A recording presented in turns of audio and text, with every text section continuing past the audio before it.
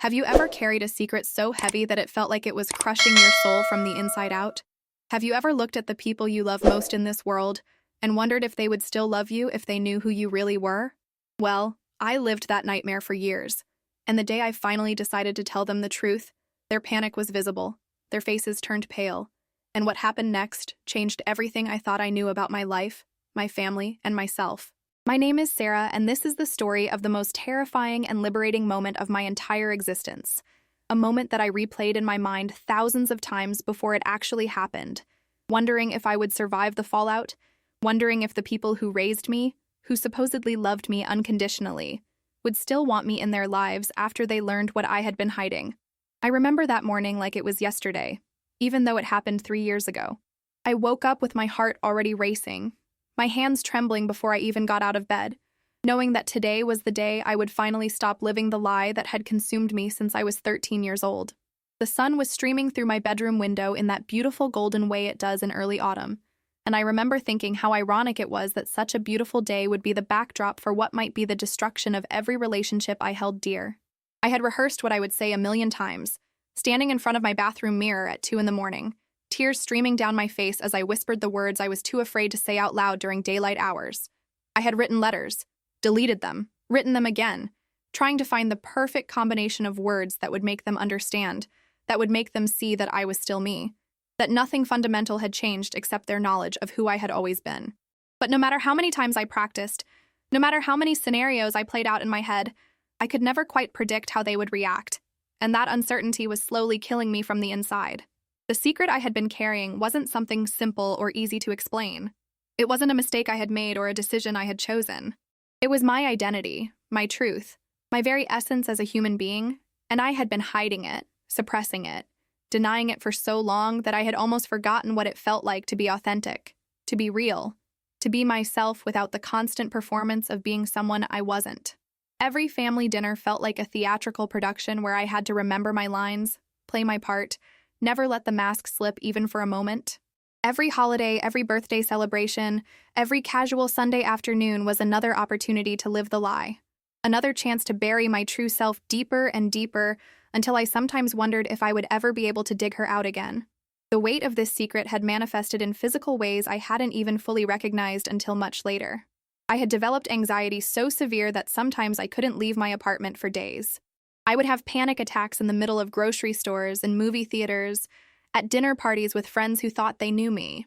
My body was literally rebelling against the constant stress of maintaining this false version of myself.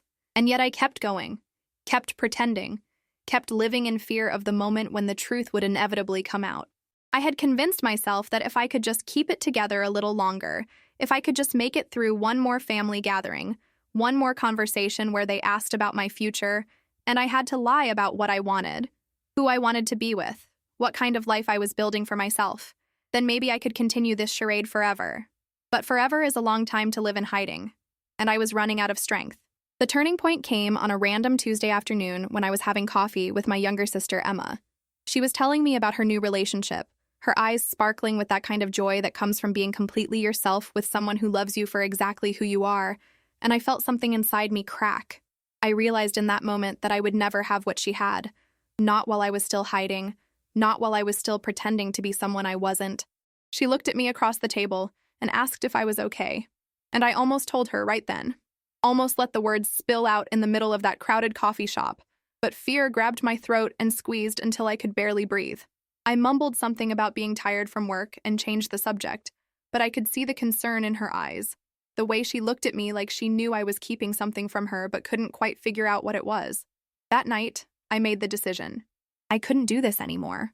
I couldn't keep living half a life, couldn't keep pretending, couldn't keep sacrificing my authentic self on the altar of other people's expectations and comfort. I decided to tell them at our next family dinner, which was scheduled for the following Saturday. I had 5 days to prepare myself for what might be the end of life as I knew it. 5 days to gather my courage, to shore up my defenses, to prepare for the worst while hoping desperately for the best. I told my therapist, Dr. Martinez, about my decision during our session that Thursday. She had been encouraging me to come out to my family for over a year, gently pushing me to recognize that living in hiding was destroying me from the inside out. But she had always maintained that the timing had to be mine, that I had to be ready. that I couldn't do it for anyone else but myself. When I told her I had set a date, I saw relief flash across her face, quickly followed by concern. She knew my family, knew how conservative they were, knew that this revelation might not go the way I desperately hoped it would. We spent that entire session role-playing different scenarios, practicing responses to potential reactions, building up my emotional resilience for what was to come. She reminded me that no matter what happened, no matter how they reacted, I would survive this, and that living my truth was worth whatever consequences might follow. I left her office feeling simultaneously empowered and terrified, ready and completely unprepared, determined and on the verge of calling the whole thing off. Have you ever been at a crossroads like this, where you knew you had to do something that terrified you but staying where you were was even more unbearable? Comment below and let me know, because I want to hear your story too. The days leading up to that Saturday felt like the longest and shortest of my entire life, simultaneously crawling by with excruciating slowness and rushing past in a blur of anxiety and preparation. I couldn't sleep, could barely eat, spent every spare moment rehearsing what I would say, and trying to anticipate every possible reaction from each family member. My mother, Linda, was the one I worried about most. She had always been loving but rigid in her beliefs, the kind of person who saw the world in very clear categories of right and wrong, acceptable and unacceptable, normal and other. I knew that what I was about to tell her would challenge everything she believed about me, about our family, about the future she had envisioned for me since the day I was born. My father, Robert, was quieter, more reserved, the type who expressed love through actions rather than words, and I honestly had no idea how he would react. Would he be supportive, angry, confused, disappointed? I had been his little girl, his princess as he used to call me when I was young, and I was about to tell him something that would fundamentally alter his understanding of who that little girl had grown up to become. Then there was Emma, my sister, who I was closest to in the family. She was more open-minded than our parents, more progressive in her thinking, and I held on to the hope that she at least might understand, might still love me after the truth came out. My older brother, Marcus, was a wild card. He lived across the country and we weren't particularly close, but he would be there for this dinner, happening to be in town for a business conference, and his presence added another layer of complexity to an already impossibly complicated situation. I spent those days going through old photo albums, looking at pictures of family vacations and holidays, birthday parties and graduations, seeing my smiling face in every photograph, and remembering how even then, even in those moments that were supposed to be happy, I had felt like I was playing a role, wearing a costume, pretending to be someone I wasn't. There was a photograph from my high school graduation that particularly haunted me during those days. I was standing between my parents, wearing the dress my mother had insisted I wear under my graduation gown, my hair styled the way she liked it, makeup applied according to her specifications, and the smile on my face looked genuine enough, but I could see the emptiness in my eyes, the disconnection, the sense of being fundamentally separated from my own life. That was the summer I had first fully acknowledged to myself who I really was, and the terror of that realization had driven me deeper into denial, deeper into the performance, deeper into the lie that had now consumed over a decade of my life. I thought about all the moments I had missed, all the experiences I had denied myself, all the relationships I had kept at arm's length, because getting too close to anyone meant risking them discovering the truth. I had sabotaged friendships, pushed away potential romantic partners, isolated myself to the point where my life had become small and contained and safe, but utterly devoid of genuine connection. I had convinced myself that this was necessary, that this was the price I had to pay for maintaining the facade, for keeping my family's love, for not disrupting the perfect picture they had of me. But the cost had been my authentic self, my happiness, my chance at a real life, and I finally understood that the price was too high, that I couldn't keep paying it, that something had to change even if that change meant losing everything I had been trying so desperately to hold on to.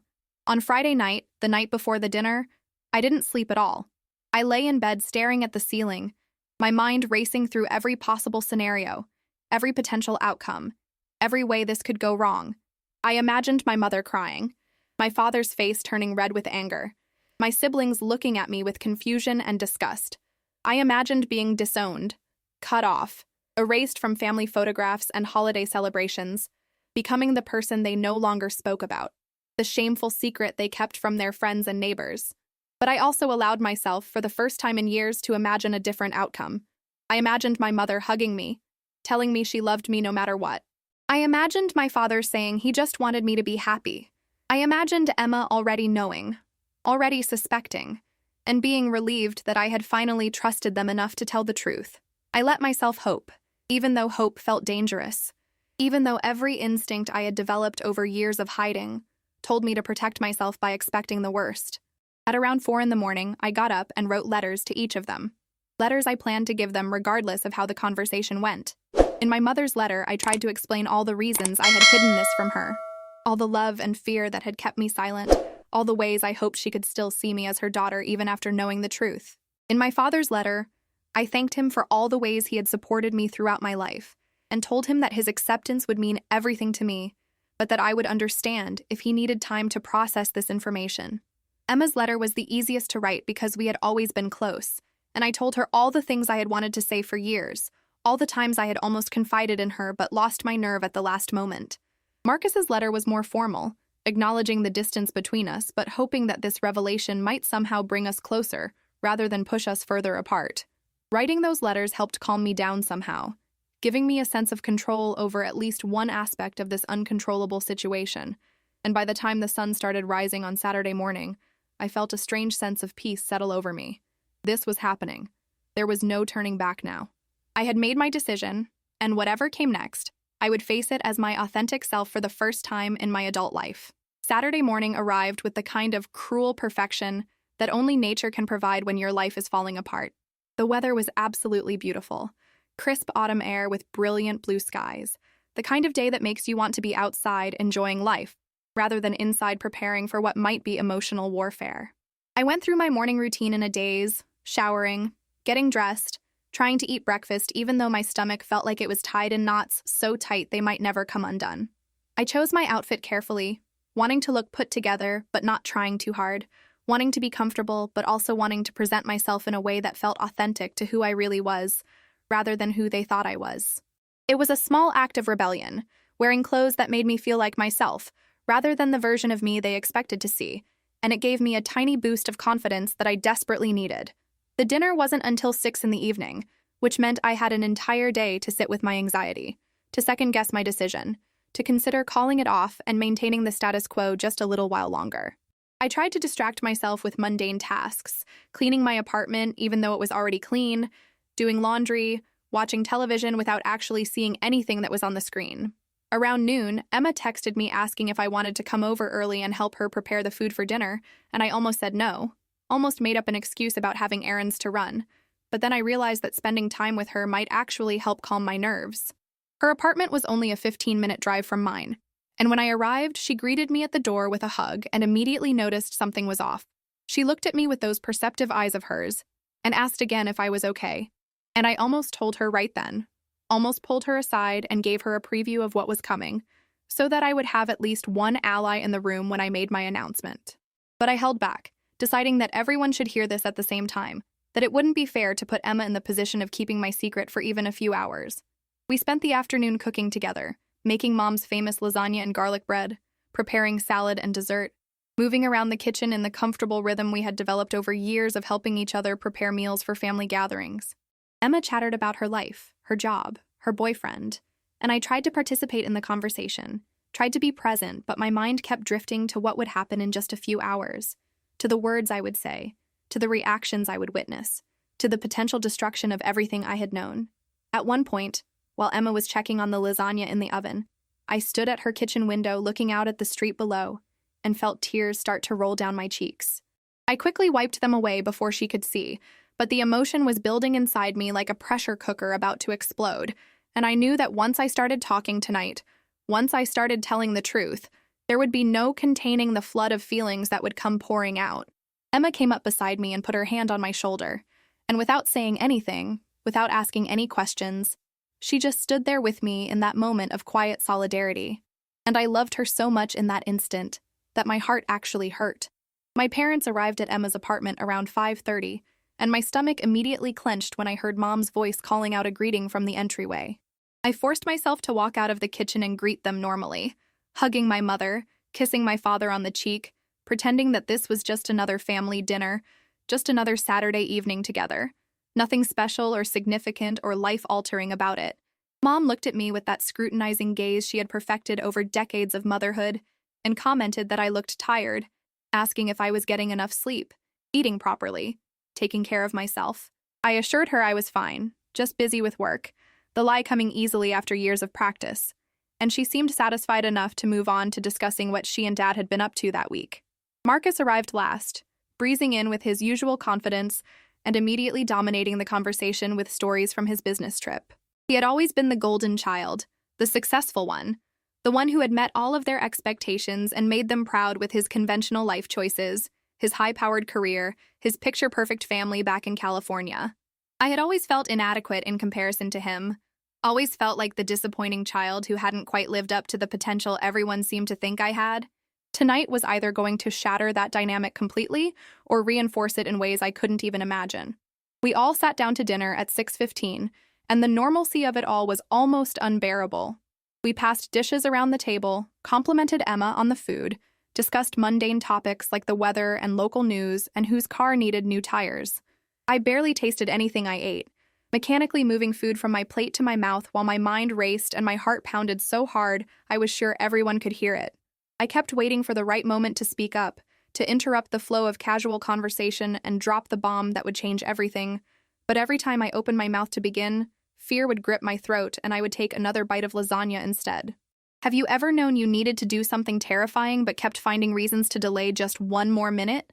That's exactly where I was, caught between desperate urgency and paralyzing fear. About halfway through the meal, during a brief lull in the conversation, I felt the moment arrive. It wasn't a perfect moment. There would never be a perfect moment for this. But it was now or never.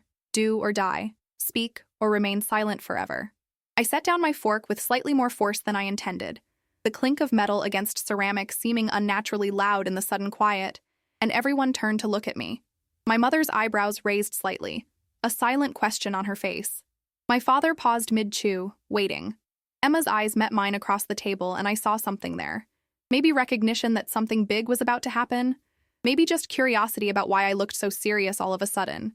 Marcus barely glanced up from his plate, probably assuming I was about to ask someone to pass the salt or make some other trivial comment.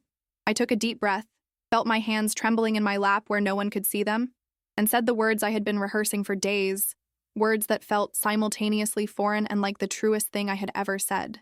I told them that I needed to share something important with them, something I had been carrying for a very long time, something that was fundamentally about who I was as a person. I could see confusion starting to cloud their faces, my mother's expression shifting from casual dinner enjoyment to concerned attention, my father setting down his own fork and giving me his full focus in that serious way he had when he sensed something was wrong. Emma reached across the table and took my hand, squeezing it gently, giving me the courage to continue, even though every fiber of my being wanted to run out of that apartment and never look back. I started by telling them that I loved them, that they were my family and that would never change, but that I had been hiding something from them because I was afraid, because I didn't know how they would react, because I was terrified of losing their love and acceptance. My voice was shaking now, tears starting to blur my vision, but I forced myself to keep going, to push through the fear and the anxiety and the overwhelming urge to take it all back and pretend everything was fine. I told them about the years I had spent struggling with my identity, about the countless nights I had cried myself to sleep, wondering if I would ever be brave enough to be myself, about the depression and anxiety that had plagued me, because I was living a lie every single day. My mother's hand had moved to her mouth, her eyes wide and already starting to glisten with tears she was trying to hold back. My father's face had gone very still, very serious, and I couldn't read his expression at all, couldn't tell if what I was seeing was anger or confusion or shock or disappointment. Emma was still holding my hand, gripping it tighter now, and I could see tears running down her cheeks, even though I hadn't said the actual words yet, hadn't revealed the specific truth I had been hiding. Marcus had finally looked up from his plate, his expression somewhere between concerned and uncomfortable, like he wasn't sure whether this was something he wanted to be present for, or if he should excuse himself and let the immediate family deal with whatever crisis I was apparently having.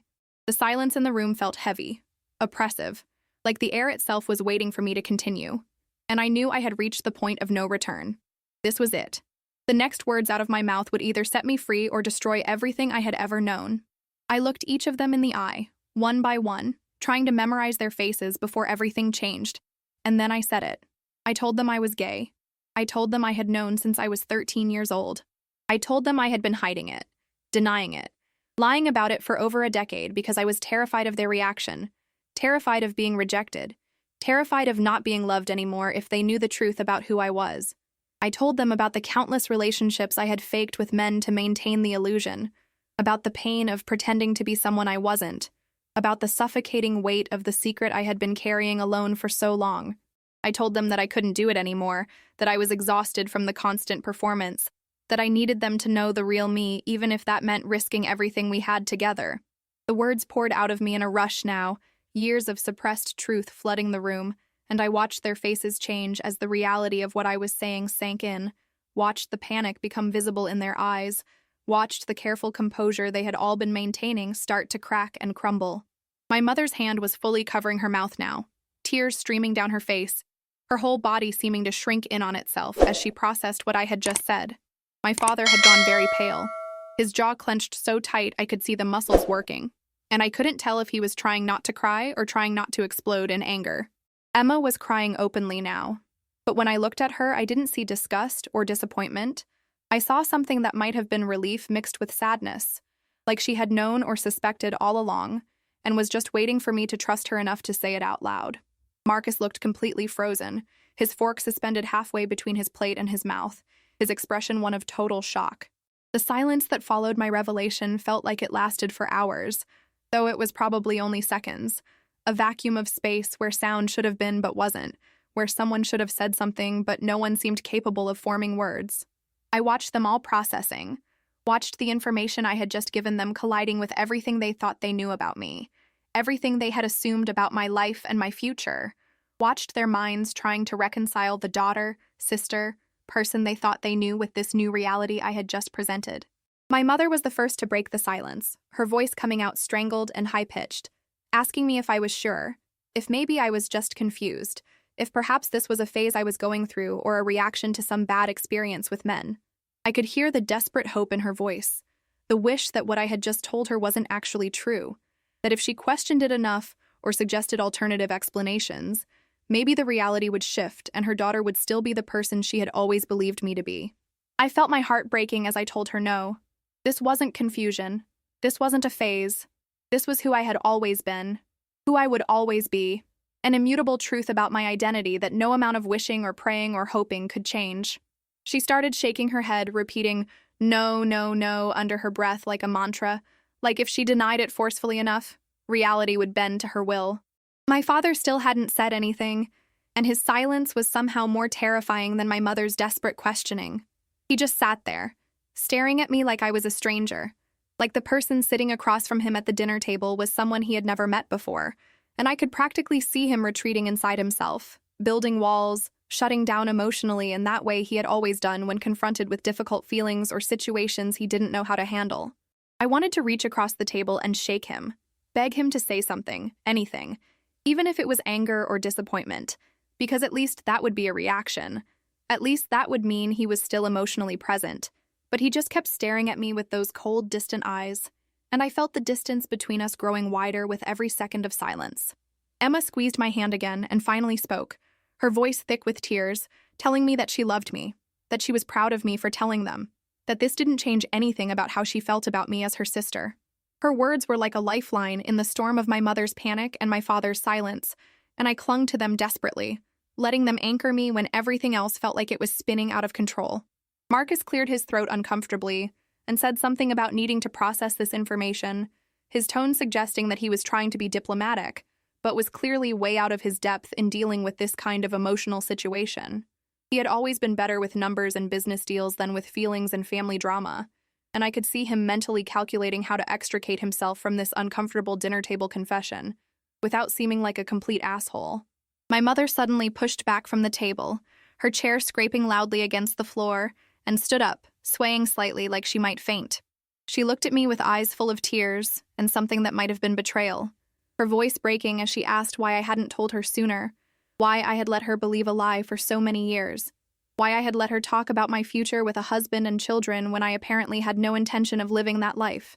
I tried to explain about the fear, about not knowing how she would react, about all the homophobic comments I had heard her make over the years that had convinced me she would never accept this part of me.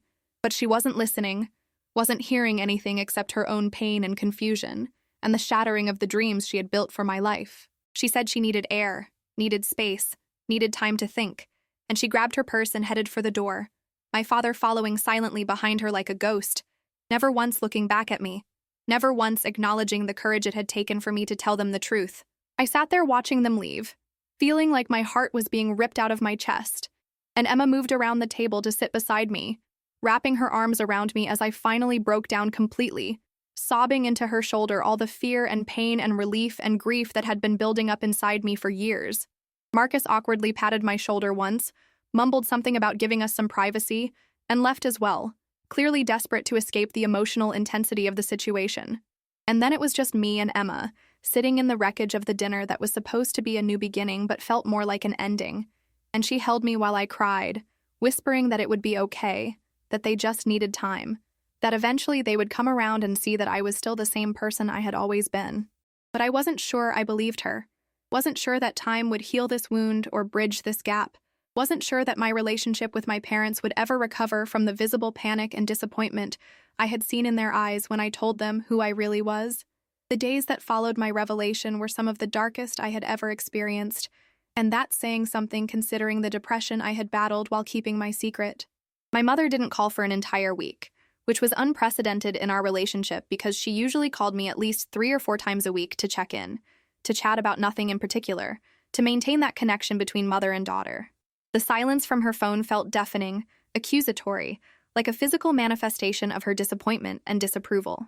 My father sent exactly one text message during that week, a brief, "Need time to process this," that was so clinical and emotionless it made me want to scream. I read and reread that message dozens of times, analyzing every word choice, trying to find some hint of his true feelings buried in that sterile statement. But there was nothing there, just emotional walls so high I couldn't see over them.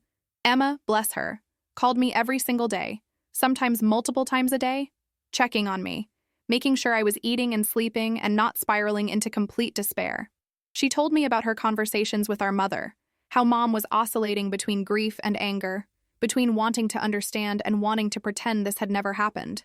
She said Dad wasn't talking much to anyone, that he was dealing with it by not dealing with it, by going to work and coming home and sitting in front of the television in silence, refusing to engage in any conversation about what had happened at dinner. Marcus had returned to California the day after my announcement and had sent me a short email saying he supported me but needed time to adjust to this new information, which felt like the kind of thing someone says when they don't really know what to say but want to seem like they're being supportive. I spent those days going through every emotion imaginable. Sometimes I felt relieved, lighter than I had felt in years because the secret was finally out and I didn't have to pretend anymore. But then the relief would be swallowed by crushing guilt about hurting my parents, about disrupting their perfect vision of our family, about being the problem child who couldn't just be normal and make everyone's lives easier. I would swing between anger at their reaction and understanding of it, between feeling justified in my decision to tell them and wishing I had just kept my mouth shut and maintained the comfortable lie. My therapist, Dr. Martinez, reminded me during our emergency session that Tuesday that their reaction was about them, not about me, that I had done nothing wrong in being honest about who I was, that their discomfort with my truth was their issue to work through, not mine to fix. Intellectually, I understood what she was saying, but emotionally, I felt responsible for their pain, felt like I had broken something precious and irreplaceable, felt like the selfish daughter who had put her own needs above her family's comfort. I started having nightmares about the dinner, reliving that moment when I told them the truth over and over again. But in the dreams, their reactions were even worse. They were yelling, crying, telling me I was no longer their daughter, throwing me out of the house, erasing me from their lives completely. I would wake up in the middle of the night, heart pounding, sheets soaked with sweat, and have to remind myself that as bad as their actual reaction had been, it could have been worse. They hadn't completely rejected me. They just needed time. But how much time? How long was I supposed to wait for them to decide whether or not they could still love me knowing the truth about who I was? The uncertainty was torture, and I found myself constantly checking my phone, hoping for a message from Mom or Dad, some sign that they were working through their feelings and moving toward acceptance. But day after day, there was nothing. On day 8 after the dinner, my mother finally called. I saw her name on my phone screen and my hands started shaking so badly I almost didn't answer, terrified of what she might say, terrified that this call would be the official rejection, the declaration that I was no longer welcome in her life or her home. But I answered, my voice barely above a whisper, and heard her crying on the other end of the line.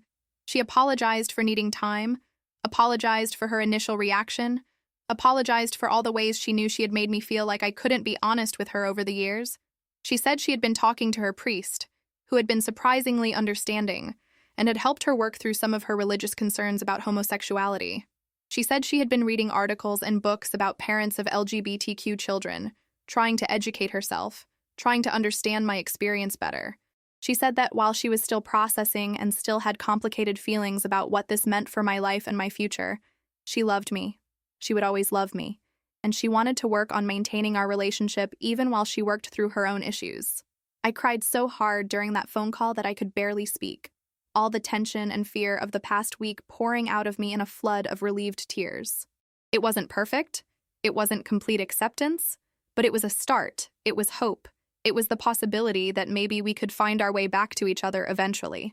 My father took longer to come around, and when he finally did reach out 2 weeks after the dinner, it was in his typical understated way. He asked if I wanted to meet him for coffee, just the two of us, and my heart raced the entire drive to the coffee shop, terrified and hopeful in equal measure. When I arrived, he was already there, sitting at a corner table with 2 cups of coffee already ordered, my usual vanilla latte that he had somehow remembered, despite the emotional chaos of the past weeks. We sat in awkward silence for a few minutes, both of us sipping our drinks and avoiding eye contact. And then he cleared his throat in that way he did when he was about to say something difficult. He told me that he had been doing a lot of thinking, a lot of soul-searching, and that his initial reaction had been driven by fear. He was afraid for me, afraid that my life would be harder because of my sexuality, afraid that I would face discrimination and hatred and violence in a world that wasn't always kind to people who were different.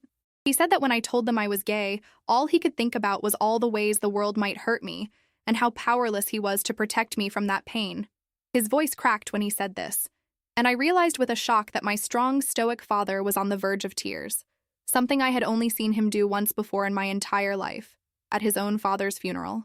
He reached across the table and took my hand, looked me directly in the eyes for the first time since the dinner, and told me that he loved me, that I was his daughter, that nothing would ever change that.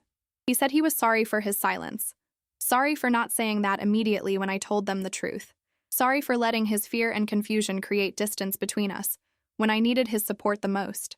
He admitted that he didn't fully understand what I was going through, that his generation had been raised with different beliefs and expectations, but that he was willing to learn, willing to grow, willing to challenge his own prejudices and assumptions, because his love for me was more important than his comfort with traditional norms.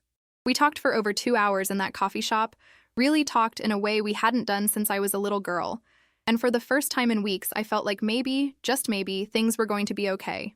He asked me questions about when I knew, how long I had been struggling with this, whether I had anyone in my life who supported me through the years of hiding. I told him about Dr. Martinez, about the few close friends who knew the truth, about the online communities that had been my lifeline when I felt most alone and isolated. He listened without judgment, without trying to fix anything or offer solutions, just being present and attentive in that quiet, steady way that was so essentially him. As we were getting ready to leave, he pulled me into a hug, and I felt years of tension and fear melt away in the safety of my father's arms. He whispered in my ear that he was proud of me for being brave enough to live authentically, that he knew it must have taken tremendous courage to tell them the truth, and that he was sorry I had felt like I needed to hide for so long. That hug, that moment of connection and acceptance, meant more to me than I could ever express in words. Emma had been right when she said they just needed time, though I think we both understood that the journey to full acceptance would be a long one, with setbacks and challenges along the way. My mother still sometimes said things that revealed her lingering discomfort with my sexuality, still sometimes made comments about hoping I might change my mind someday, or meet the right man who would make me realize I wasn't really gay after all. But she was trying, genuinely trying to be supportive and accepting, and I tried to give her grace for the process she was going through, recognizing that unlearning decades of internalized homophobia wasn't something that happened overnight. My father, true to his word, started educating himself about LGBTQ issues, even attending a PFLAG meeting with my mother a few months after my coming out, which was something I never would have predicted in my wildest dreams. Marcus remained distant but cordial, sending occasional texts to check in, but never really engaging deeply with this aspect of my life, which honestly was fine with me because we had never been particularly close anyway.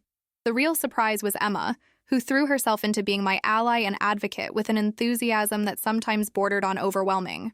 She wanted to know everything, wanted to hear about my dating experiences, wanted to meet anyone I was interested in, wanted to attend Pride with me and learn all the proper terminology and be the best straight ally she could possibly be. Her support meant everything to me, and our relationship grew even stronger and closer than it had been before, built on a foundation of honesty and authenticity that we hadn't had when I was still hiding. About 6 months after my coming out, I met someone, a woman named Rachel, who worked in marketing and had the most beautiful smile I had ever seen. When I introduced her to my family at a casual brunch Emma organized, my mother was polite but clearly uncomfortable. My father was friendly in his quiet way, and Emma immediately claimed Rachel as her new best friend and insisted on planning double dates with her and her boyfriend. It wasn't perfect, but it was real. And real was something I had never allowed myself to have before. Looking back now, 3 years after that terrifying dinner where I finally told my family who I really was, I can see how much has changed and how much growth has happened. Not just in my relationship with my family, but in my relationship with myself. The journey hasn't been linear or easy. There have been setbacks and difficult conversations. Moments where I wondered if I had made a terrible mistake by telling them the truth. Moments where the distance between who I was and who they wished I was felt insurmountable. My mother still struggles sometimes with her religious beliefs versus her love for me, and we've had some painful conversations about her inability to fully celebrate my relationship with Rachel, the way she celebrates Marcus's marriage, or Emma's engagement to her boyfriend. There was a particularly difficult moment when Emma got engaged and my mother started planning this elaborate wedding, talking excitedly about every detail, and I realized that she would probably never be that excited about a wedding involving me and another woman, that there was a ceiling to her acceptance that might never fully lift. That realization hurt more than I wanted to admit, and I spent a few weeks feeling angry and resentful, feeling like my coming out had been for nothing if it still meant being treated as less than, if my love was still considered somehow inferior to my siblings' heterosexual relationships. But Dr. Martinez helped me work through those feelings and come to a place of acceptance about the fact that my mother's journey was her own, that I couldn't control how quickly or completely she processed her internalized homophobia, that the only thing I could control was my own response to her limitations. I chose to focus on the progress rather than the remaining distance, to celebrate the fact that she was trying rather than dwelling on the ways she was still falling short. My father surprised me in many ways throughout this process, becoming more openly affectionate and emotionally available than he had ever been before. It was like my honesty about my identity gave him permission to be more honest about his own feelings, and our relationship deepened in ways I never would have anticipated. He started calling me regularly just to chat, something he had never done before, and we developed this Sunday morning ritual of having coffee together at that same coffee shop where we had our first real conversation after I came out. He asked me questions about my life, about Rachel, about my work and my dreams and my plans for the future, and he actually listened to the answers with genuine interest and engagement. He told me once during one of those Sunday morning conversations that my coming out had forced him to reevaluate a lot of his own beliefs and assumptions, not just about sexuality, but about what it meant to be a good father, a good person, a good human being in a diverse and changing world. He said that while it had been uncomfortable and challenging, he was grateful for the growth it had prompted in him, grateful for the opportunity to know his daughter as she truly was, rather than as the person he had assumed she was. Emma and I became even closer than we had been, our relationship transformed by the honesty and vulnerability I had finally allowed into our dynamic. She was the first person I called when Rachel and I decided to move in together, and she helped us pack and move and decorate our new apartment, turning it into a day-long event filled with laughter and takeout food and inside jokes. She was my maid of honor when Rachel and I got married in a small ceremony 2 years after my coming out, and she gave a speech that made everyone cry about how proud she was of me for being brave enough to live my truth, and how beautiful it was to see me finally, truly happy. My mother came to the wedding, which I hadn't been entirely sure she would, and while she was quieter and more reserved than she had been at Marcus's wedding, she was there, and that meant more to me than I could express. My father walked me down the aisle, and when he placed my hand in Rachel's, I saw tears in his eyes, and understood that this moment, this culmination of my journey toward authentic living, was as meaningful for him as it was for me. Rachel has been incredibly patient with my family throughout this process, understanding when my mother says something accidentally hurtful or when family gatherings feel slightly awkward, because not everyone is completely comfortable yet. She's met them with grace and kindness, slowly winning them over through her genuine warmth and her obvious love for me. And I've watched my parents gradually accept her not just as my partner, but as a member of our family. It's been a slow process, but there have been small victories along the way, like when my mother asked Rachel for her opinion on something, or when my father started including her in his emails to the family, or when Marcus's kids started calling her Aunt Rachel without any prompting or explanation needed. The most profound change, though, has been in myself, in the way I move through the world now versus how I moved through it when I was hiding. I didn't fully realize how much energy I had been expending on maintaining the facade until I no longer had to do it anymore. How exhausting it was to constantly monitor my words and actions, to always be performing a version of myself rather than just being myself. Living authentically has given me access to a kind of joy and peace I didn't know was possible, a sense of alignment between my internal truth and my external presentation that feels like coming home after years of being lost. I'm not saying that everything is perfect now or that coming out solved all my problems, because it didn't. I still struggle with anxiety sometimes, still have moments of doubt and insecurity, still deal with discrimination and homophobia from the outside world, but I'm dealing with all of those challenges as my authentic self rather than as a fake version of myself, and that makes all the difference. The relationships I have now, not just with my family but with friends and colleagues and romantic partners, are deeper and more meaningful because they're based on truth rather than lies. People know me now, really know me, and the ones who have chosen to stay in my life have done so knowing the full truth of who I am. That feeling of being truly known and still being loved, still being valued, still being wanted in people's lives is something I wish I had allowed myself to experience sooner, but am profoundly grateful to be experiencing now. I think about my younger self sometimes, that terrified 13-year-old girl who first realized she was different and immediately decided that difference was something to hide, something to be ashamed of, something that would make her unlovable if anyone found out. I wish I could go back and tell her that it gets better, that the fear she's feeling won't last forever, that there will come a day when she's brave enough to tell the truth and strong enough to handle whatever consequences come from that truth. I wish I could tell her that the people who truly love her will still love her after they know who she really is, and that the ones who don't weren't meant to be in her life anyway. I wish I could tell her that living authentically while terrifying is so much better than living in hiding, and that the joy she'll experience when she finally allows herself to be real will make all the difficult moments worth it. But I can't go back, none of us can. So instead, I try to be the person I needed when I was younger, try to support other people who are struggling with their own truths, try to create a world where fewer people feel like they need to hide fundamental aspects of who they are in order to be loved and accepted.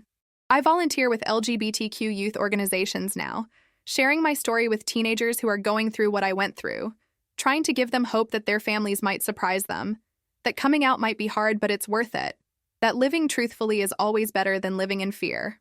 I've connected with other people who came out later in life, who spent years or even decades hiding before they finally found the courage to be honest. And there's something powerful about sharing experiences with people who understand that particular kind of pain and fear and eventual liberation. Rachel and I have talked about having children someday. And when I imagine that future, I imagine raising kids who never have to hide who they are, who grow up knowing that they're loved unconditionally regardless of who they turn out to be, who see authenticity modeled in their parents' relationship and carry that value forward into their own lives. I imagine family gatherings where my parents are fully accepting grandparents to my children, where the awkwardness and discomfort of the early days have faded into acceptance and even celebration, where the panic I saw in their eyes that night at dinner has been replaced by love and pride. I don't know if that future will fully come to pass, but I choose to hope for it, choose to believe that continued growth and healing are possible, choose to invest in relationships even when they're imperfect, because the alternative is isolation, and that's something I've had enough of for one lifetime. So here's what I want you to understand if you're watching this and you're struggling with your own truth, whatever that truth might be. The moment when I finally told my family who I really was, when I watched panic become visible on their faces and didn't know if I had just destroyed everything I held dear, was the scariest moment of my life. But it was also the moment when I started truly living, when I stopped performing and started being, when I traded the safety of hiding for the freedom of authenticity. Was it hard? Absolutely. Did everything magically become perfect immediately? Not even close. Are there still challenges and difficulties and moments when I question whether it was worth it? Sometimes. But the answer is always yes, it was worth it, because living in truth, Even difficult truth is infinitely better than living in comfortable lies. I spent years convinced that my family's love was conditional on me being who they wanted me to be. And the terror of losing that love kept me silent and hidden and fundamentally dishonest in all my relationships.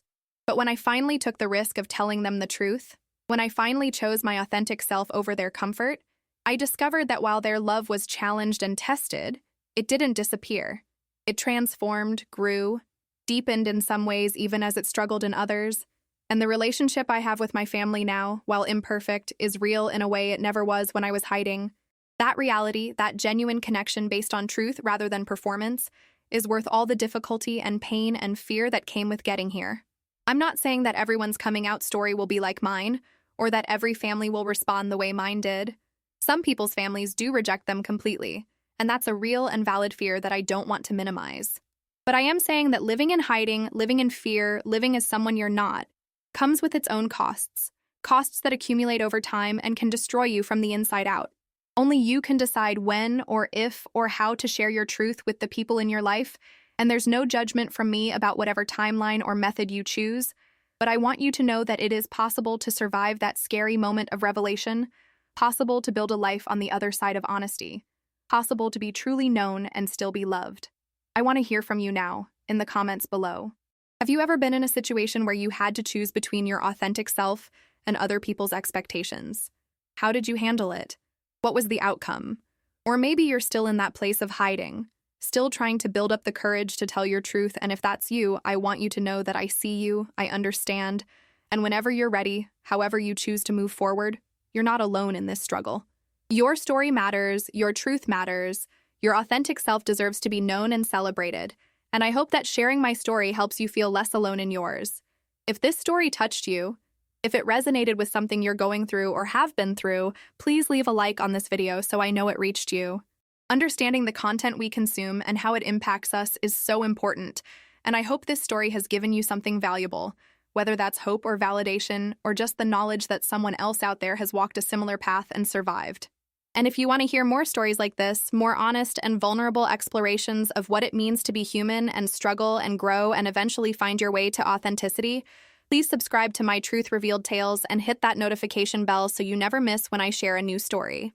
This channel is dedicated to real stories from real people about the moments that changed everything, the truths that were hard to tell, and the transformations that came from choosing honesty over hiding.